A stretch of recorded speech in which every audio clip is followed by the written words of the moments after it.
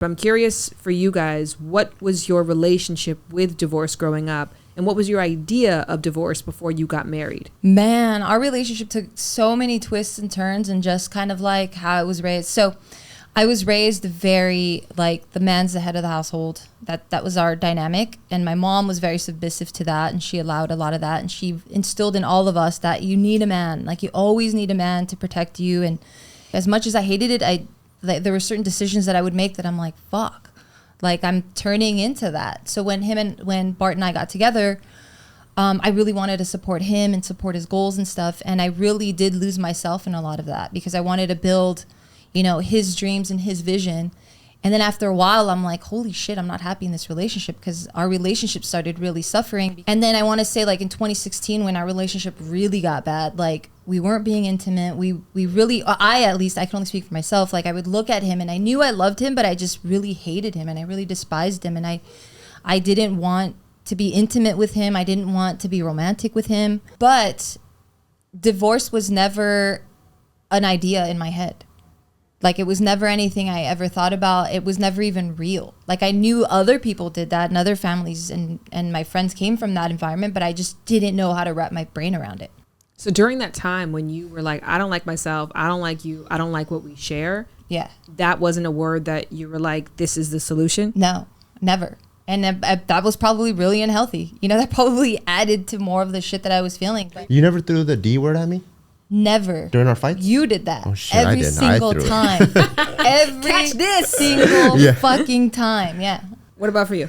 So my parents were divorced. They got divorced when I was 6. And I just, leading up to that, there were fights all the time. People throwing shit all over the place. Them yelling, cussing, and all that. So that was, I guess, the norm to me. But when I got into a relationship, and I always told myself, if I marry someone, or if I dedicate myself to someone, I never, ever want to get divorced, because I know the effects of it. Like, so me growing up as a... Interesting. Why? I thought you would have thought it would better. If your parents were throwing stuff, weren't you happy when they broke up? Like, well, I also think, you know, when there's I feel like there's boundaries within yourself and within the relationship. And as I got older, I just saw them as not being able to control their emotions or manage them in a healthy way. So it just comes out in unhealthy ways. So to me, I think the divorce happened because you have two idiots like trying to like fix a car. You know, people are going to break a window, throw a wrench because they're just dumb. And so for me, I'm like, I think I'm better educated. I've learned a lot from watching them. So if we ever get married, I never want to get divorced. But of course, when we were in that period where we hated each other, I did throw the D word around because, in my opinion, she was behaving in a way where I felt like she wanted to do it. So I'm like, even though you're not saying the word, I'm like, fair. Yeah, if you're not saying, it doesn't matter if you're not saying the word. If you're being the biggest bitch in the world right now, or for the last like year, I think you want it. So you might as well just say it. So I did throw the word around, but I think at the same time, not because you felt like you would be better on the other side, but because you felt like it's what she wanted to be better on the other side. Yes, because I never really believed in divorce. Just also because like, kind of like, you know, like the old school Karate Kid, like Mr. Miyagi, he makes him like paint a fence, right? And he hates painting the fence. But then he paints the fence enough to understand, oh shit, this is actually helping me. And now he loves to paint the fence because it helps him in karate. I feel like a lot of things in life are like that. Like, it's really difficult. You don't understand why. You can't wrap your brain around it.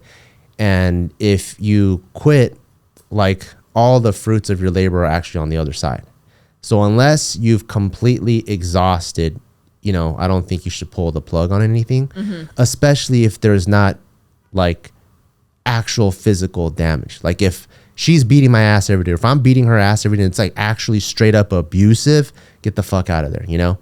But if it's just our use of language and our lack of empathy, like, to me, it was very salvageable.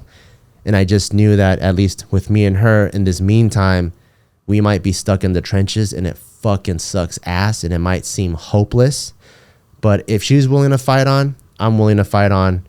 And let's see if we can, you know, get over this giant obstacle and get to where we really want to be. So, I mean, the relationship still takes two. Because if she was like, I'm fucking out, there's nothing I can do. You know, I'm like, all of my wants aren't applicable. because then now it's just marriage rape, you know. I'm like, we're married no matter what, you know. That's my wife over there, and she's there with like a new family. Like that wouldn't work out. Like technically, I think anybody under 50 is young, and to be able to make like a decision as a 20 or 30-year-old that when you're 80 is gonna go, good job. Yeah. That's the tough part. Like I'm always talking, like we're just talking about how many conversations do we have with ourselves as like a 30-year-old talking to my 80-year-old and making sure I'm hooking up the 80-year-old self, and he's gonna be like, you know, when you're 30, you were smart, you weren't a dumbass, you know. And that's the tough part. But when you said yes, being like my 80-year-old self is going to be 80 with this person. Yes, for me, yeah. I remember somebody described their marriage to me like that. Like year 1 was great, year 2 was okay, year 3 got kind of rocky, year 4, 5, and 6 were terrible, but years 7 through 12 were bliss.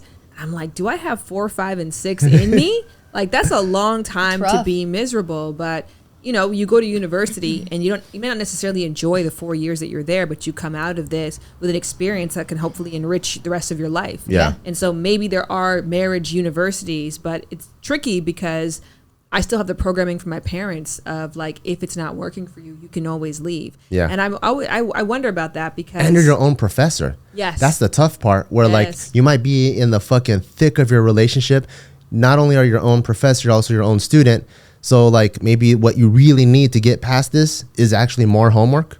But as your own professor, I'm like, man, fuck homework, you know, because what really needs to happen is both of us just get on our knees and really apologize to each other, whether we mean it or not, or, you know, I don't know, whatever like deep, like internal work we need to do. But sometimes your ego is so high or you're just so fucking pissed, so hurt that you're like, fuck that fool, fuck everyone else. I don't give a fuck, you know, and then that could be the worst thing ever. But that's the hard part of a relationship where you are calling your own shots. Mm-hmm. Yeah. And I mean, in success, your partner's also calling you on shit too, and they're being your professor and they're holding you accountable. Yeah. But it's hard to do when you guys don't have that space where you trust each other. Yes. Yeah. And I've been there before. Because I know, like, I lived with somebody previously where it was a terrible relationship that I was still trying to get married to that person just because we had put in time and it felt like the right thing to do. And they had a kid that I was involved with that kid's life. So it felt like responsible to, like, we should show a certain example. But I also know on the other side of that, like, I give the analogy a lot. Like, I could be an accountant. Sure. Anybody could do any job, but I would be miserable at that job. Yeah. So I always try to ask myself, like, is the best version of me possible with this configuration? And I think that I want to reserve the right, if the day comes where I genuinely believe the answer is no, that I would leave. That's dope, though, because that meant that you had a really secure sense of yourself and you really look up to yourself. Like, you really love yourself, right? Because when we were going through the thick of it and I really hated him, I think I really hated myself.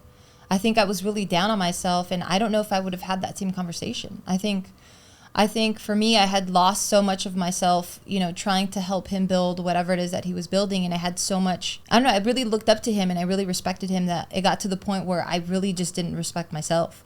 So I don't know if I would have been able to walk away like that. And having the programming that I had of my mom going like, that's fine, you're supposed to put yourself down anyway, you know? Yeah, so I think it's like, how do you get yourself there? Do you think if you would have had the mindset that divorce is on the table, you wouldn't have had the stick-to-itiveness to push through that time? I think for me, I always look for the flight attendant in myself. You know when like you're on a plane Yes. and there's turbulence, right? You're like, oh shit, what the fuck? And you see the flight attendant, she's just chilling. She's just like whatever, right? Just eating popcorn or peanuts. You're like, oh, this is actually nothing. But then if you see her go, oh fuck, what the fuck? You're like, oh, this is some crazy shit. So I like to use like my mirror of how I deal with things in other aspects of my life. So like if I'm like a little bitch in like 4 other things, then like let's say I'm feeling kind of icky here, I'm like, I think I'm just being a little bitch because I'm actually have a consistent behavior of being a little bitch, and not only just this, but also this and this and this and this. So all those flight attendants tell me I just freak out way too easily. So I will suppress my own emotions because of that. But if I feel like I have strong flight attendants in myself for other regards, and in this part it really just feels turbulent and I've tried everything, then I'd be like, you know what? I think I actually, yeah. Cause like, yeah, if you're a Kobe at everything, and then who's like notorious for shooting 1,000 free throws after every game, right? If you're a Kobe at everything, and then in this one instance, you're like, you know what? I'm going to take 2 days off. You probably really need those 2 days off, because I try to read the signs and I try Bart, not. I'm lost in this metaphor now. Like, it's 2 days off divorce. Yeah. Is the flight attendant Kobe? Is divorce a thought for you regularly in your marriage? No. I also do, but I do give myself the space to go there if I need to. I think a lot of times when people hear divorce, they think of failure. So if that thought creeps into your mind, we're tempted to shove it out. Like, no, I can't think that. But I haven't thought that in our relationship, but I would allow myself to go there. Because I am not afraid of divorce. And I think it is because I witnessed 2 divorces.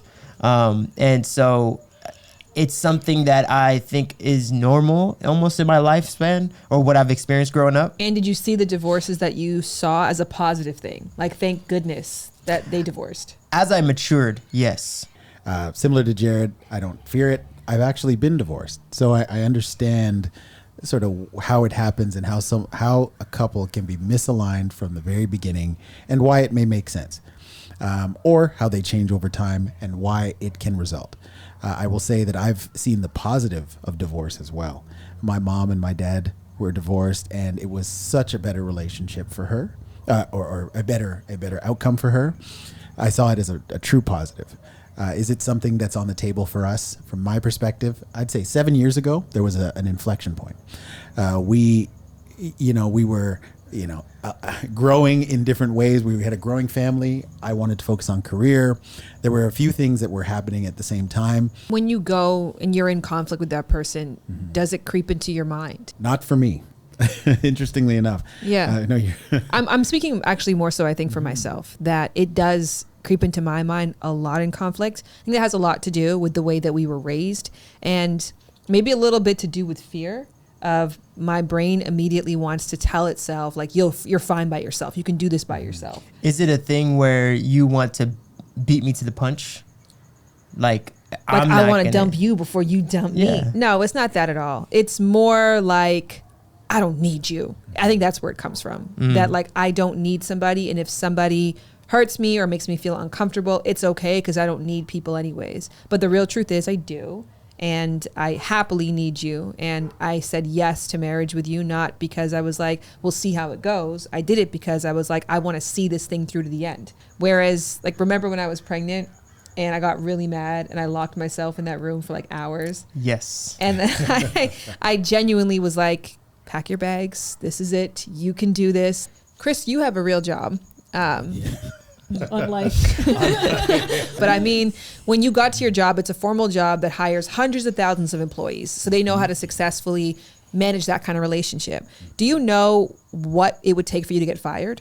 Sure. Ethical violations, human right, let's say, not being respectful of human interaction, things of that nature. So yeah, it's pretty straightforward.